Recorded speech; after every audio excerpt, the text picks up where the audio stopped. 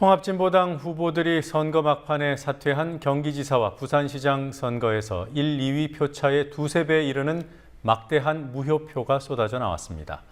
후보 사퇴에 대한 정치적 평가와 무관하게 후보 사퇴 사실을 적극적으로 알리고 무효표 방지를 위해 모든 노력을 다해야 하는 것이 선관위원회의 법적인 책무입니다. 하지만 선관위는 투표소에 공지문 몇 장을 붙였을 뿐 어떠한 개별 안내도 실시하지 않았습니다. 이에 대해 선관위는 적극적으로 후보 사퇴 사실을 알리면 안 좋아하는 정당이 있다는 입장을 밝혔습니다. 새누리당 눈치를 봤다는 실토입니다. 후보 사퇴 시 현장 안내를 강화하는 제도가 도입돼야 합니다. 노지민 PD입니다.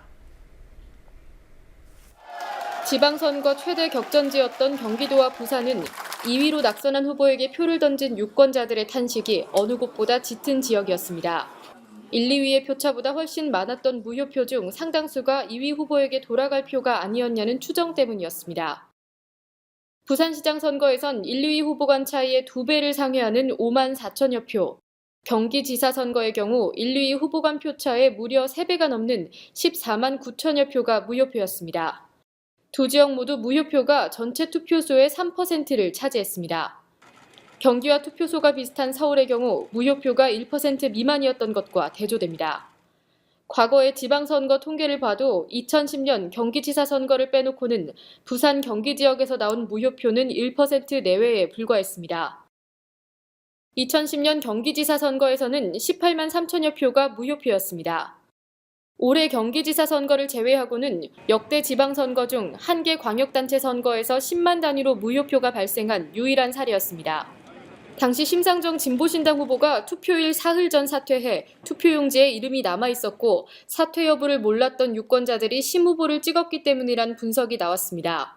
바로 다음 지방선거인 이번 선거에서도 경기지사와 부산시장에 출마했던 통합진보당 후보들이 투표일에 임박해 사퇴하고 유권자들이 사퇴한 후보를 찍어 무효표가 대량 발생하는 현상이 반복됐습니다.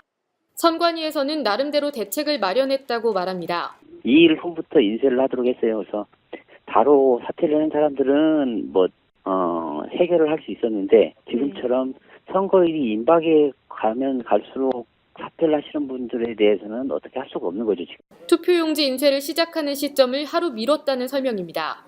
하지만 투표용지 인쇄를 하루 이틀 미루는 것만으로는 후보자가 선거일에 임박해 사퇴하는 경우를 완벽히 대비할 수는 없습니다. 투표소에서 당일 안내라도 강화해야 하지만 선관위 측에서는 선거에 영향을 미칠 수 있다며 어렵다는 입장입니다.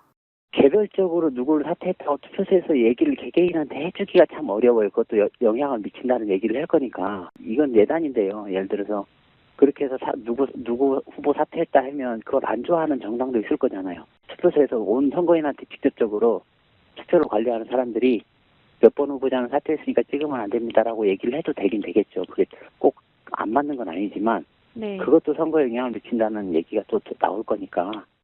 후보자 사퇴 정보를 알리는 것은 무효표를 비롯해 사표를 방지하기 위한 선관위의 의무입니다. 법이 규정한 대로 무효표 방지를 위한 조치를 공정하게 취한다면 문제될 게 없습니다. 그런데도 사퇴 사실을 알리면 안 좋아하는 정당도 있을 것이라는 말은 선관위의 선거 개입으로도 해석될 여지가 있습니다. 문제가 되는 것은 사퇴한 줄 모르고 하는 후보에게 찍었던 경우가 되겠는데 이 부분은 선관위에서 조금 정확하게 홍보하고 알려가지고 유권자가 모르고 투표하는 그런 경우는 없도록 해야 될 것입니다. 지난 선거에 이어 올해까지 사표가 양산되는 상황을 사실상 방조해놓고도 선관위는 여전히 대책을 고민해보겠다는 말만 되풀이하고 있습니다.